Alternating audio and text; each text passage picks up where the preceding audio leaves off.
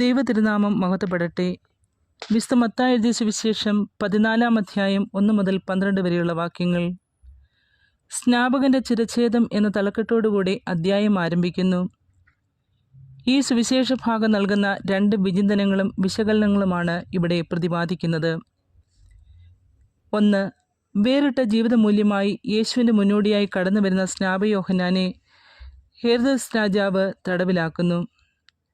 കാരണം സഹോദരൻ്റെ ഭാര്യയെ സ്വന്തം ഭാര്യയാക്കി മാറ്റിയ തെറ്റിനെ യോഹന്നാൻ നിർഭയം ചൂണ്ടിക്കാട്ടി. ഇത് രാജാവിൽ അനിഷ്ടവും ഹെരോദ്യായിൽ അമർഷവും ഉളവാക്കി. തന്മൂലം യോഹന്നാനെ വധിക്കണമെന്ന ചിന്ത അദ്ദേഹത്തിൽ കടന്നു വന്നുവെങ്കിലും ജനങ്ങളെ അവൻ ഭയപ്പെട്ടു. എന്തെന്നാൽ അവർ യോഹന്നാനെ പ്രവാചകനായി പരിഗണിച്ചിരുന്നുവെന്ന് 14 അധ്യായത്തിൻ്റെ 5 വാക്യത്തിൽ നാം വായിക്കുന്നു.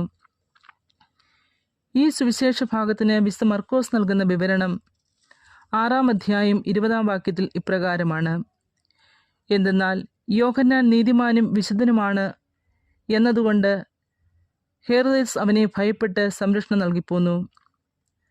അവൻ്റെ വാക്കുകൾ അവനെ അസ്വസ്ഥനാക്കിയിരുന്നുവെങ്കിലും അവൻ പറയുന്നതെല്ലാം സന്തോഷത്തോടെ കേൾക്കുമായിരുന്നു. ഇവിടെ നാം കണ്ടെത്തുന്ന 2 യാഥാർത്ഥ്യങ്ങൾ. 1.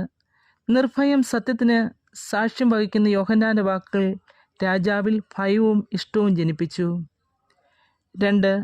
ആത്മീയ കാര്യങ്ങളിൽ വേരുറയ്ക്കാതെ പോയ രാജാവിൻ്റെ മനസ്സിനെ ലോക താൽപ്പര്യങ്ങൾ കടന്നുവന്ന് ക്രമേണ കീഴ്പ്പെടുത്തി. നാം ജീവിക്കുന്ന ചുറ്റുപാടിൽ ഈ വചനഭാഗം എന്നോട് സംസാരിക്കുന്നത് എന്താണ്? സത്യം തിരിച്ചറിഞ്ഞ് സത്യത്തിനു വേണ്ടി നിലപാട് സ്വീകരിക്കുവാൻ എനിക്ക് കഴിയുന്നുണ്ടോ? ആത്മീയ കാര്യങ്ങളിൽ വേരുറയ്ക്കാത്ത മനസ്സിനുടമയായ വ്യക്തിയാണോ ഞാൻ? സുവിശേഷ ഭാഗം നൽകുന്ന 2ാമത്തെ വിചിന്തനം.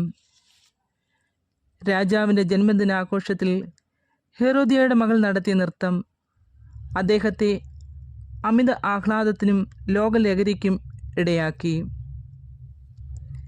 സ്വയം മറന്ന് അദ്ദേഹം അവളോട് പറഞ്ഞു, നീ ചോദിക്കുന്നതെന്തും നിനക്ക് നൽകാമെന്ന്. എന്നാൽ രാജ്യമോ കൊട്ടാരമോ ഒന്നുമല്ല അവൾ ചോദിച്ചത്. അമ്മയുടെ നിർദ്ദേശമനുസരിച്ച് അവൾ ആവശ്യപ്പെട്ടത് യോഹന്നാൻ്റെ ശിരസ്സായിരുന്നു. അധാർമിക ജീവിതത്തിനെതിരെ ശബ്ദമുയർത്തിയ അദ്ദേഹത്തിൻ്റെ വാക്കുകൾ തീയമ്പുകളായി ഹെരോദ്യായിൽ പതിച്ചിരുന്നു. യോഹന്നാനോട് അത്രയേറെ വിരോധവും പകയും അവൾ ഹൃദയത്തിൽ സൂക്ഷിച്ചു. മകളുടെ ആവശ്യം രാജാവിൽ ദുഃഖമുളവാക്കിയെങ്കിലും തൻ്റെ ശബ്ദത്തെയും അതിഥികളെയും പരിഗണിച്ച് അദ്ദേഹം വാഗ്ദാനം പാലിച്ചു. ഇവിടെ നാം കാണുന്നത് ലോകസന്തോഷത്തിൻ്റെ തെറ്റായ പ്രവണതയിൽ രാജാവ് എടുക്കുന്ന തീരുമാനമാണ് അവരൻ്റെ ജീവൻ നഷ്ടമാകുന്നതിന് കാരണം. സത്യത്തിൻ്റെ തലവെട്ടിയാലും സത്യം അസ്തമിച്ചു പോകുന്നില്ല, അത് സംസാരിച്ചുകൊണ്ടേ ഇരിക്കും എന്നും ഇന്നും ശ്രദ്ധേയമായ കാര്യമാണ്. നമുക്ക് സ്വയം വിലയിരുത്താം. ഈ കാലഘട്ടത്തിൽ അവരുടെ ജീവൻ ഹനിക്കുന്ന ലോക സന്തോഷങ്ങളുടെ ജീവിതമാണോ ഞാൻ നയിക്കുന്നത്? എന്നിൽ സംസാരിച്ചു കൊണ്ടിരിക്കുന്ന സത്യത്തിന് എപ്രകാരം ഞാൻ പ്രത്യുത്തരം നൽകുന്നു? ഇന്നും മനുഷ്യചരിത്രത്തിൽ വ്യക്തിജീവിതത്തിൽ ഇടപെടുന്ന ദൈവത്തിൻ്റെ ഹിതം നിറവേറ്റുവാൻ നമുക്ക് പരിശ്രമിക്കാം. പ്രാർത്ഥന.